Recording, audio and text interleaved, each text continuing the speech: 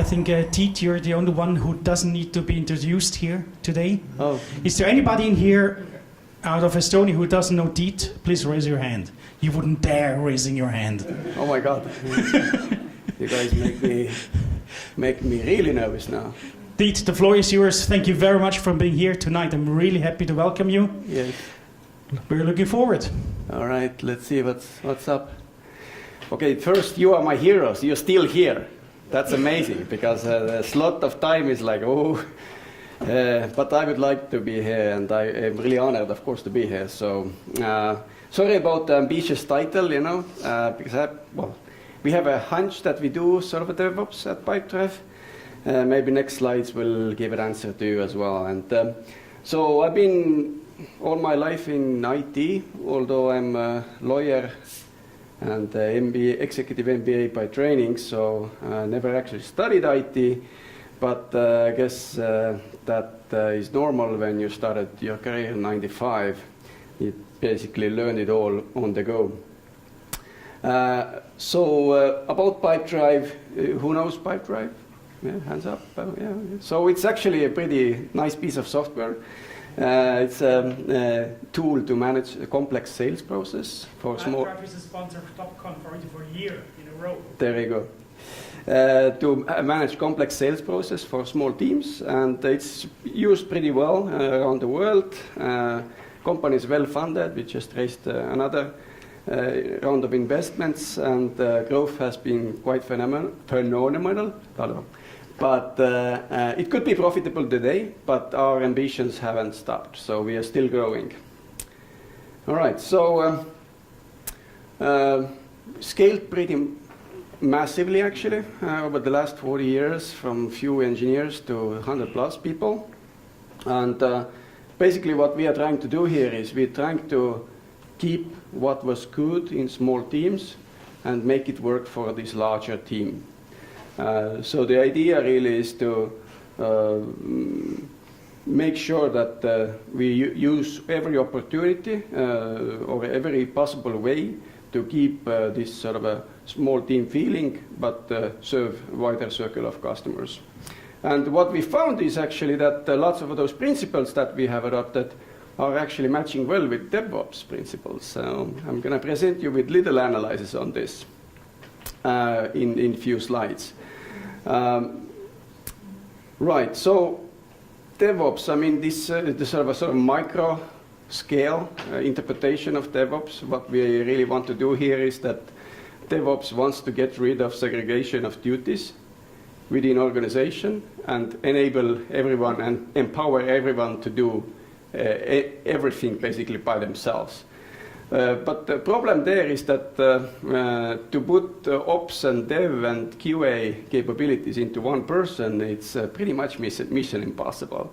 You can do it, and some areas are stronger for some people, and the other areas are stronger for other people, but at the end of the day, it still suffers. You can do it for the team, of course, but if you have a cross-functional team where you have sort of a dev and ops and QA person inside, and then it's it's more possible to do it, but even then it's still you struggle basically. So in real life, this picture is an illusion, right? It's a wishful thinking, but there are ways how to overcome this, and I'm now presenting a couple of those ideas to you. But before we start, actually, internet is full of DevOps memes. So each of those statements pretty much bring out the complex area or problems, where the problems actually are. Zero configuration, automated tests, frustration, ignoring all the principles and developing your own stuff is the biggest one, I guess, with the $1 million guy. All right, so let's moving on. So what I did actually, I started to Google already a little bit while ago about this DevOps segregation of duties and tried to find some articles explaining that. And there it was, devops.com, it's an article, segregation of duties. It exactly matches my search. So not found, error 404. So this is something that happens quite often with this DevOps approach, is that things occasionally are not working. So the site was on, right? But probably there, I don't know, S3 was down, or which is never down, but was just down a few months ago.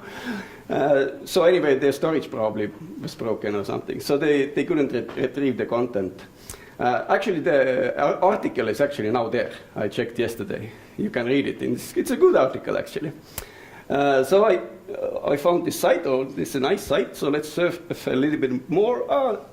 But probably because of the same reason. So assets were somewhere stored. They lost the storage for some content, and the image was missing, basically. So this is pretty much explains the current world of DevOps. Some things are occasionally not working, and we as customers have accepted this. Right? We are pretty much okay.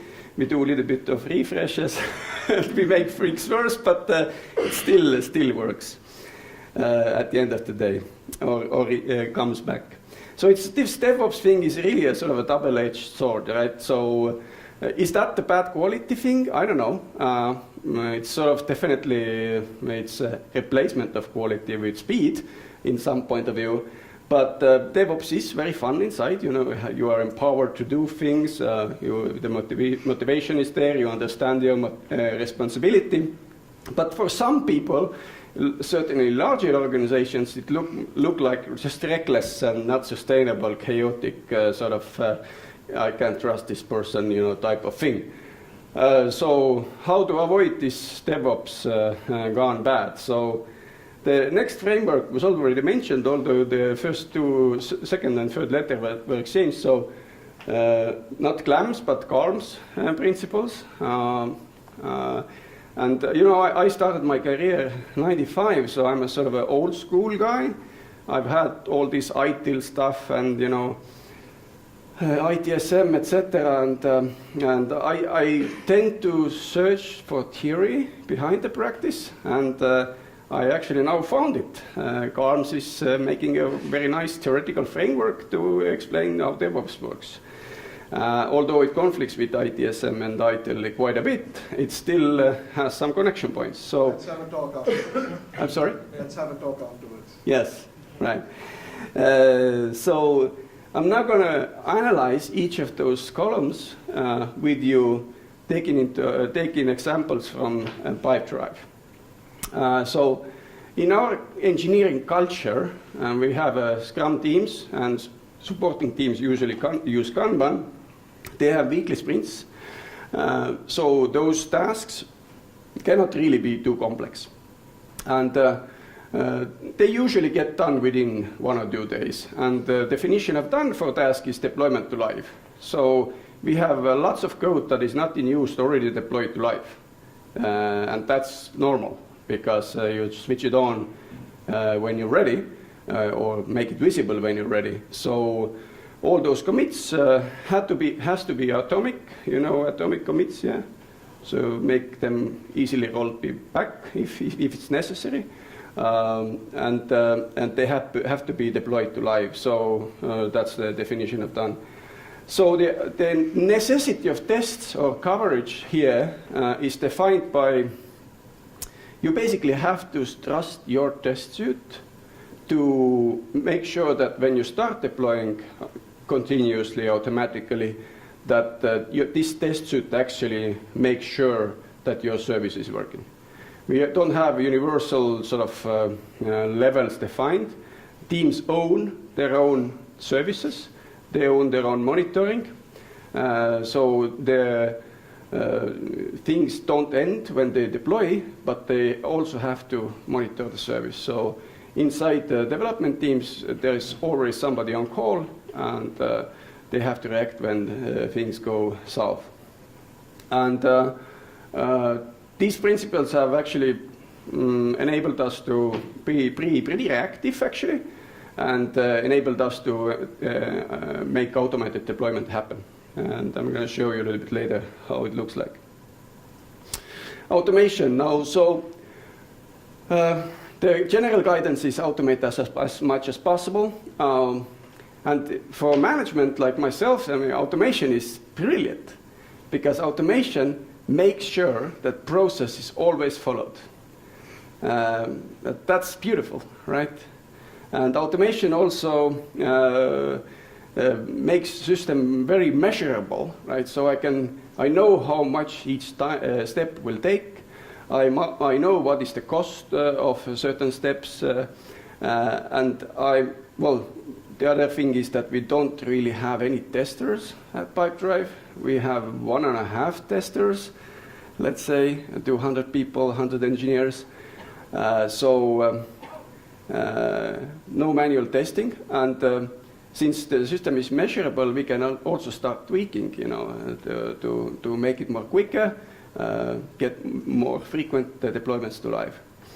And the last thing here is that what we are going through right now is that we're trying to put the documentation to live with the code, so that we can actually start using documentation to further go into the further automation and provisioning, automated provisioning, etc. So it was a little bit covered in previous presentations as well, that the documentation basically has to live within the same repository and has to be machine readable and editable.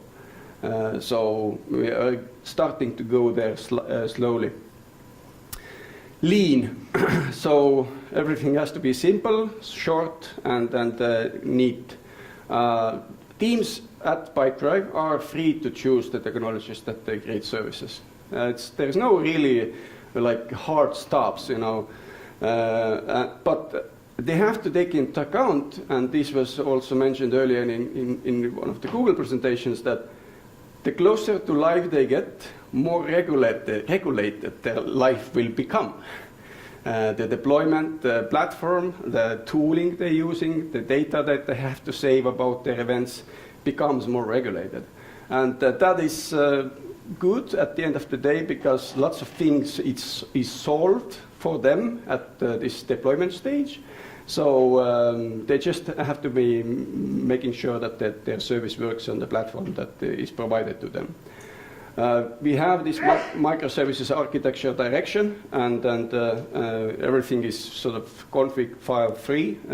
We use this service discovery approach. And lots of proof of concepts and prototypes are actually in live. So some of the new services that have been created rather quickly and put to live in a couple of weeks. Well, I guess theoretically you can create a service and put it to live in one day today at Pipedrive. And yeah, it's almost practical, says Renno, who is one of the guys building this. Measurement. So right now we are at stage where we basically save everything and then start searching for patterns. So we save all the data about tests, deployments, about errors, and now we're trying to figure out how do we can utilize this information. From my point of view, I mean, as a head of quality engineering, visibility is the driver for system, not regulations or recommendations or checks or whatnot. Visibility is actually a driver. So when I can compare to my stuff, like my coverage, my test results, my speed, my performance, to what good looks like, I as a team member will start to driving towards that good, and then trying to optimize my things so it will be also good. So I don't need to command or dictate anything to teams. They slowly adapt to the perfect world for their service when they have visibility of how others are doing. So we have this tendency to put those digital information radiators, radiating stuff to you, programming your subconscious, So if you can make something visible, if you can deploy this visibility quickly, just do it. And then we have built some sensors also into the system to be able to create alarms. So we use Savix for monitoring services. We have Greylog to analyze logs. We have New Relic to analyze transactions, and Vivid Cortex to debug database queries, and lots of in-house homegrown solutions to monitor and present data. And last is sharing with these CALMS principles. So lots of demos, architecture meeting notes are obviously available to everyone, and everyone can come in. Tech sessions, sharing some of the discoveries that people have done or what they have achieved, and retros are all public, of course, embedding meeting notes public, and also all the objectives across the organization for every person, every team is shared, and one-on-one notes are shared vertically through the report line. And that also makes it very, very efficient in terms of sharing information. All right, so that's the CALMS principles. I hope you got a little bit of insight how Pipedrive is doing it, and we can discuss more later if you have detailed questions. All right. So you remember the picture with 3 circles, right? My claim here is that you can't have the DevOps really in bigger organization when you don't have your support teams capable of delivering.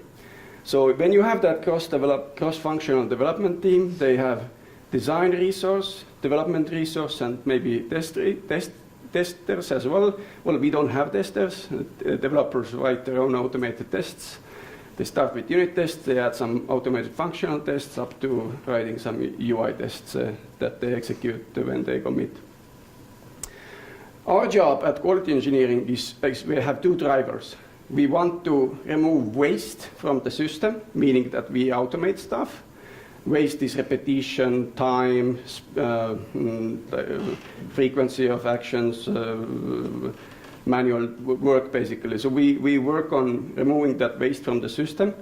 And the other driver is visibility. So when we can expose visibility about our coverage, about our performance, deployment statistics, etc., this is what we're working on.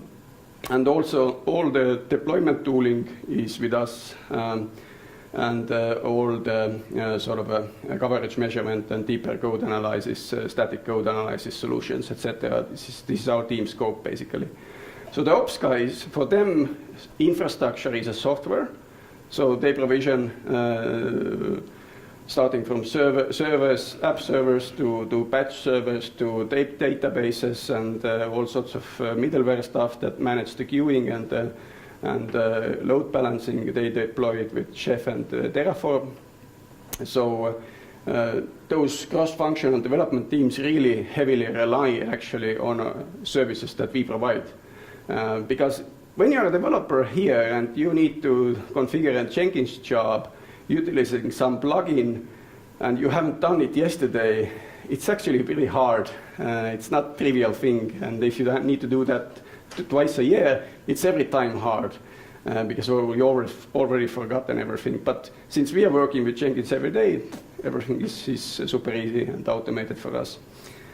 But we have also other teams supporting these cross-functional teams. Starting from security, they are actually making sure that our processes and usage of data and privacy stuff is compliant with some regulations that are put upon us, that we can actually certify ourselves to serve even bigger customers potentially. The architecture team is actually looking into the behind the horizon, basically. What are the challenges with new data centers coming into play? What are the challenges of new layers to be added? We don't have so many as Google have, but we already have a couple of layers as well that deal with routing and customer distribution between the sites or environments. And then data warehouse team, they are basically giving you a sort of a self-service capability where when you have some data in S3, you can quickly load into Spark cluster, run some queries on it, build some dashboards, etc. So they're dealing with this backend basically and offering services to the teams. And so in big organizations, you actually can allow specialization, but you have to be really sure about the boundaries and the interfaces between the teams. So each of those teams actually have their own co-op chat where people can ask questions, etc. and they have some interfaces defined. So my guys, my quality engineers are actually, all the teams have been aligned to my guys. So each guy has a couple of teams they deal with and set some quality targets, etc. All right. Some unwritten rules in quality engineering that we have found to be useful. Hopefully it's used more and more. So if devs ask a question from us, you have to answer with the Confluence link. If you can't answer with the Confluence link, please answer and create the link, basically. That is sort of thinking ahead, you know, you don't want to answer many times, and you actually want to, I meet people in large organizations, they're not so brave anymore, so they're afraid to ask again sometimes, but if they can find it in self-service mode, that's fantastic. And then when you finish some task, within our team, basically you need to ask 3 questions. You need to ask, who needs to know about it? You know, you have to market your stuff. You have to be proud of your accomplishment. Where is it written down? Like, did I document the thing I just did or delivered? And can somebody use it in the self-service mode? So the document has to be written in a way that you can follow step-by-step guide and actually go through it and do things that I just did on your own. And we have set some targets also for us, like a test suite execution 5 minutes and sort of full live deployment under 30 minutes. These are just some of the guidelines that we keep internally as our goals. We're not quite there yet, but pretty close actually. So the next thing is that I want to tell you is that actually all this is nice and fantastic, and devs' life will become much easier. But actually, easy is pretty complicated. It sounds weird, but this is the fact. So, to build these self-service sort of easy-to-use, one-click things, lots has to happen in the background. And I'm going to show you a couple of pictures about it. Here you actually have our development process, so you don't see it, but that's fine. You can look it later in the PDF that will be put. But here is a developer, and everything that happens on this side is basically code related, and everything here happens on this side is test related, so test and deployment as well. So what you do is that we work with branches, so every task is developed in branch that just was cloned out of master. When you finish your deployment, you want to merge back, but before, when you push code to GitHub, we run certain pre-commit hooks that trigger builds in CodeShip that has a lot of different tasks that it does, and when the CodeShip build is completed, you want to test your stuff in the sort of your team own Pipedrive sandbox. So each team has a sandbox where Pipedrive is running. We call them color boxes. So you want to test it there, run some automated tests, and then when it's all green, you are ready to send a pull request to reviewer. When it reviews and review is positive, tests are passing, you want to put your branch to live, right? So what then happens is that since most of our production services are already they already have automated deployment. So what you do is that you go to GitHub and put ready for deploy. Then auto deployment tool called Racket kicks in, and Racket basically takes your branch, merges master into a branch, deploys your branch into main test environment, then run the tests. When tests are positive, it merges your branch that had master branch merged into it back to master and deploys master to live. And if tests are not passing, it actually deploys previous master to main test environment, so the next guy can continue. So this is all happening automatically, and it takes about for tests, it takes about 7-8 minutes to run the full test suite. So mentioned that easy is complicated. Here you have pull request, ready to deploy flag, and this starts to happen in background. Lots of services, proxies are talking to each other, making GitHub part of our infrastructure, and triggering events across two different deployment tooling, and saving everything into database, and also deploying asking deployment tooling to deploy stuff to live. And since those repositories that might conflict with each other, or those repositories that could have master conflicts, and meaning that they're shared, their Racket is actually managing all the queuing, and no conflicts are happening because of the next guy working on the same repository. All right. This is how Racket UI looks like. A couple of days old picture, so sometimes things fail, but most of the time they work beautifully. So you have basically links to every system from here. So here is a ID number, person, component that is deployed, branch, pull request, then branch number, then master revision hash, link to deployment tool, link to test tool, or here you have either Dreadnought, which is our internal deployment application, or Jenkins. Here you have Jenkins, similar Dreadnought or Jenkins, and here is the information box, and here you see the time information about that deployment. So each link takes you directly to your build, and it makes dev's life very easy and convenient. A little bit of stats for this last 30 days. You see that across, well, let's say 40 production services. We have 2 monoliths and lots of small microservices that contribute to production. So across those, we are having like 30 to 50 deployments per day, and most of them are automated these days. These tendencies here is that the manual deployments grow. This actually means that new repositories, new services are created, and first they are deployed manually, but when they mature, then they actually add automated deployment, so it actually goes down. So this cycle is sort of wobbling cycle is happening there, because developers already know how much easier their life is because of the automated deployment, and pretty high success rate in terms of deployment. I've now removed the service names here, but here you can see how many different services are deployed every day, basically. So the same numbers, but split out amongst services. So quite a busy life, actually. So busy that nobody has fully control over it anymore. But it's enough when teams are having control over their own service and all the backend works, right? We care only about that.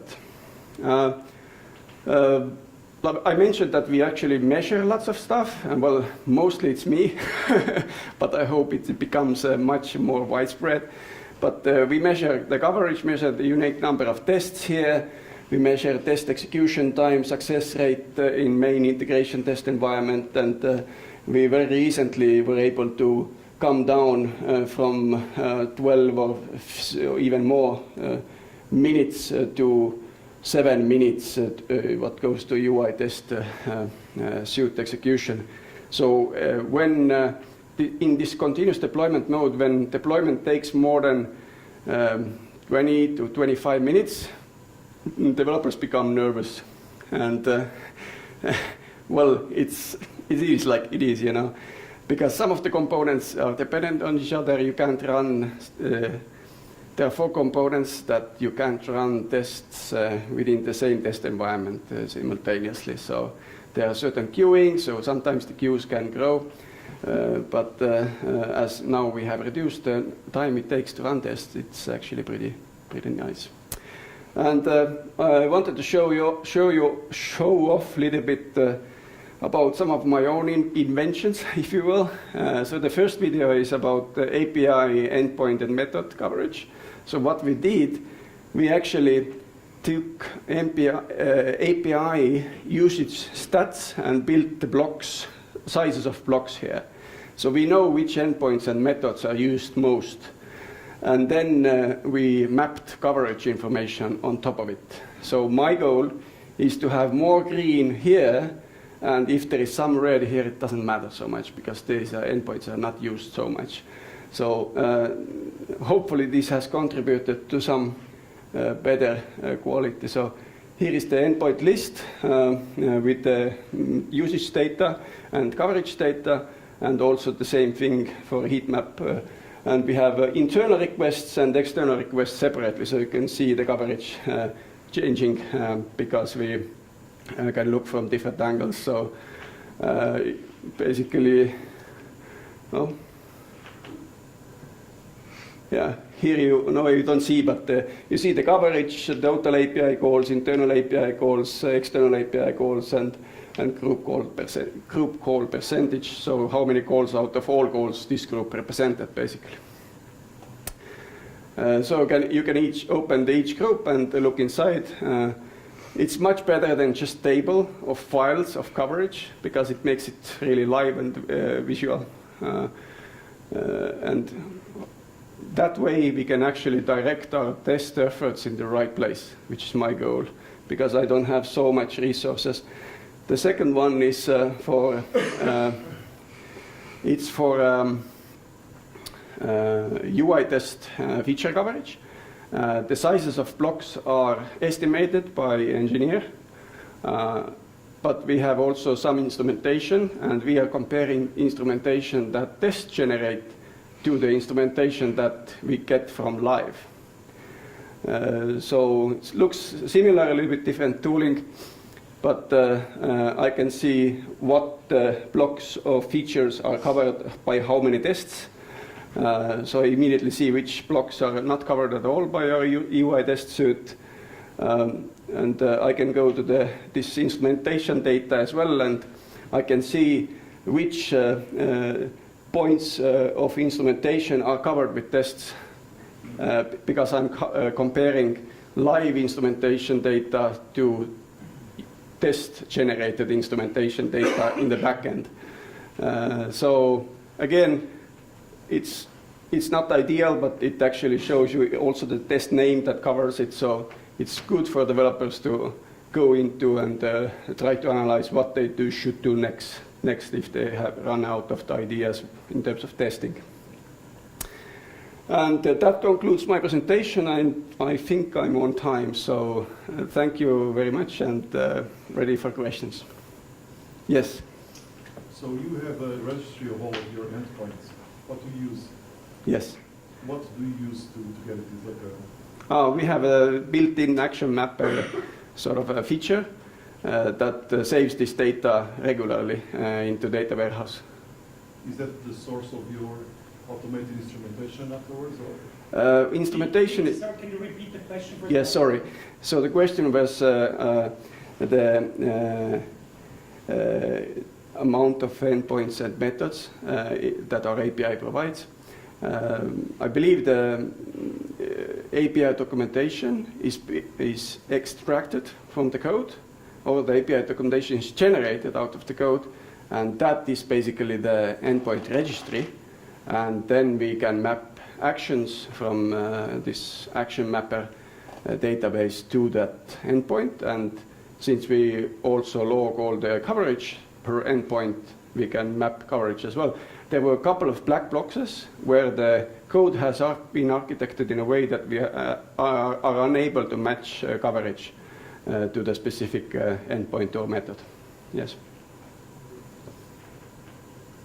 Yes, go ahead. How are you integrating continuous improvement?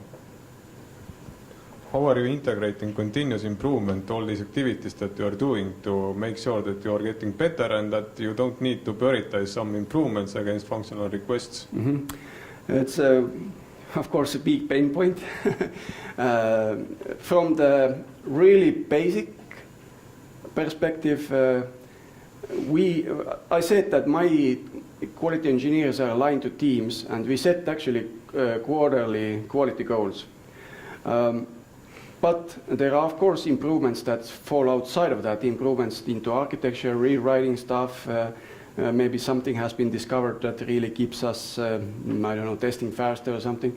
Then we have a sort of an engineering backlog as well that we have agreed. We had a percentage allocation to technical depth and tax and feature depth.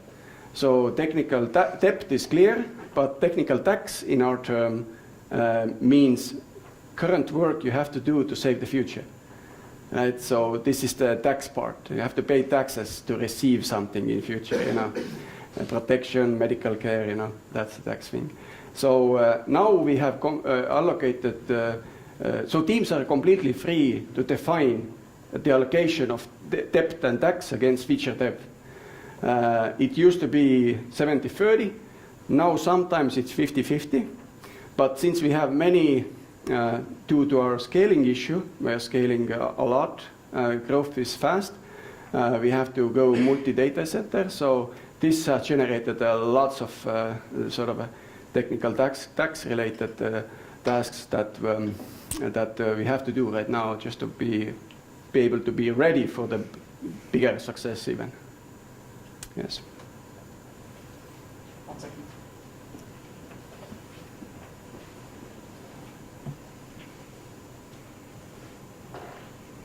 Thank you. You mentioned earlier that you deploy code to live like silently, or features to live silently, and when those features become not silent anymore, who decides when to turn something on, when to turn something off? Mm-hmm. So it's a team that decides it, because it cannot be like product manager, or it cannot be just a team without product manager. I'm really enjoying Pipedrive because the way it goes is that we might be ready to release this week, but I'm not sure. In Skype, when I was running quality engineering at Skype, we had hard deadline. Even when we practiced agile, etc., we still had hard deadline. So that made everything just completely weird. But now it's usually allocated to a certain set of customers first. So we have actually a pretty nice group of followers in Facebook. They usually get new features first, and they are friendly to us in terms of feedback and constructive, even if it's shit. So once we live through that cycle, then we're ready to go live with bigger features to bigger number of customers. Yes. But I'm dreaming about sort of phased delivery, where I can have a sort of physically allocated instances with the new code, and then I can run live tests on it and continue deployment only after, or monitor logs, for example. So one of the things that is coming in really soon is that we're gonna establish normalized log levels for each service. And when after deployment or in main test log levels are different, we might even break the deployment or cancel deployment. Yes. One last question. You raised your hand before. We saw some very impressive reporting capabilities, stuff like that. Is it a lot of effort? How much you put into that? So actually, because of this approach, you know, it's not really a lot of effort. What happens inside the team, they are building their own monitoring stuff, and they're building the health layer where they can check, utilizing the tools that are in common use, you know, Gray logs, New Relics, their own health check measurement within the service itself, etc.